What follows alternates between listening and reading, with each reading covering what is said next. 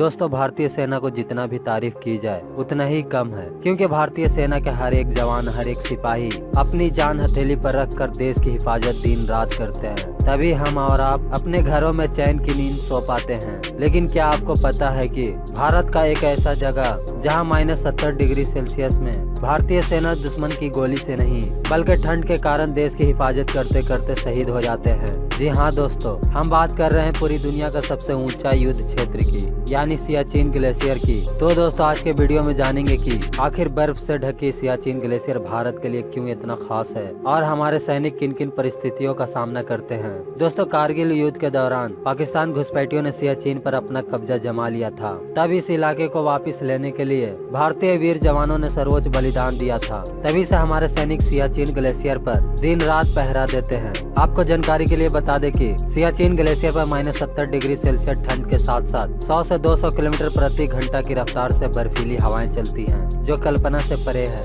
ऐसे परिस्थिति में देश के 10,000 जवान इस बर्फीली चोटियों पर दिन रात दुश्मनों से लड़ने के लिए तैयार रहते हैं। इस जगह पर ऑक्सीजन का इतना कमी रहता है कि हर साल कई भारतीय वीर जवानों को नींद में ही मृत्यु हो जाती है। जब सैनिकों को दूसरे जगह से लाकर तैनात किया जाता है तो उससे पहले उन्हें सियाचिन के ठंड को सहने के लिए बहुत कठिन ट्रेनिंग दी जाती है। सैनिकों को यह बताया जाता है कि वह इस दौरान एक सैनिक की तरह नहीं बल्कि एक पर्वतारोही की तरह काम ले। इसका सबसे बड़ा कारण है इमरजेंसी के वक्त जवानों तक मेडिकल हेल्प ना पहुंच पाना, क्योंकि सियाचिन मौसम और 200 किलोमीटर रफ्तार से चलने वाली बर्फीली हवाएं किसी भी हेलीकॉप्टर को यहाँ टिकने नहीं देती है। और इसी कारण से सैनिकों के हर साल का राशन पानी कुछ ही महीनों में पूरा किया जाता है, जिससे जवानों को साल भर चलाना पड़ता है। आप ठंड का अंदाजा इस बात से भी लगा सकते हैं कि जब जरूरतमंद खाने वाले सामान को हेलीकॉप्टर द्वारा गिराया जाता है तब उसमें से आलू ऊपर से नीचे आते आते पत्थर या स्टोन के रूप में परिवर्तन हो जाता है। और खाने के लायक बनाने के लिए आलू को किसी कुकर में डालकर 19 से 20 सीटियां बजानी पड़ती है। यहाँ ठंड का हाल यह होता है कि अगर कोई सैनिक अपने शरीर का कोई भी अंग अपने कपड़ों से बाहर निकाल ले तो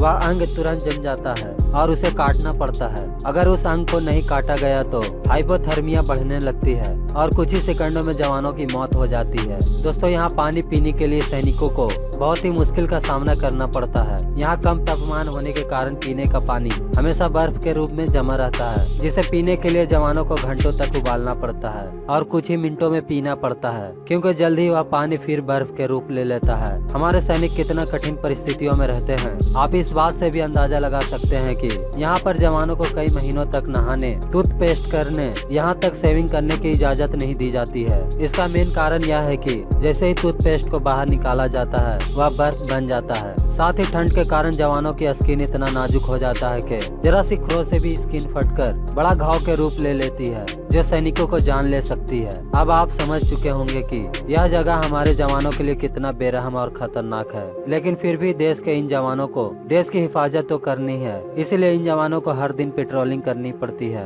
पेट्रोलिंग के लिए जवान यहाँ एक सीधी लाइन में चलते हैं। वह एक रस्सी के सहारे एक दूसरे से बंधे होते हैं, ताकि पेट्रोलिंग के दौरान कोई जवान बर्फ में गिर जाए तो उसे दूसरे जवानों द्वारा खींच लिया जा सके, ताकि उस जवानों को बचा लिया जा सके। लेकिन इस भयानक वातावरण में रेस्क्यू करना इतना आसान नहीं होता दोस्तों, जिससे हर साल हमारे जवान सियाचिन में शहीद हो जाते हैं। लेकिन सवाल तो यह है कि आखिर वह किसके लिए अपनी जान को कुर्बानी देते हैं। वह अपने वतन और हम लोगों के लिए कुर्बानी देते हैं, ताकि हम देश में चैन से रह सके। मुझे गर्व है इस देश पर और इस देश के हर उस जवान पर जो इस देश और देश के नागरिकों के लिए खुद की जान हथेली पर लेकर चलता है।